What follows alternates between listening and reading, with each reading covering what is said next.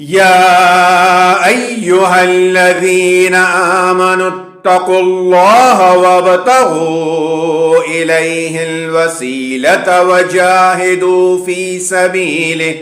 وجاهدوا في سبيله لعلكم تفلحون. إن الذين كفروا لو أن لهم ما في الأرض جميعا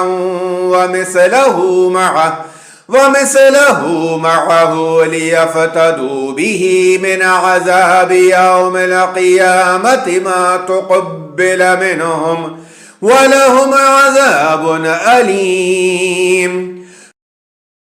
يريدون أن يخرجوا من النار وما هم بخارجين منها ولهم عذاب مقيم. والسارق والسارقة فاقطعوا أيديهما جزاء بما كسبا نكالا من الله والله عزيز حكيم.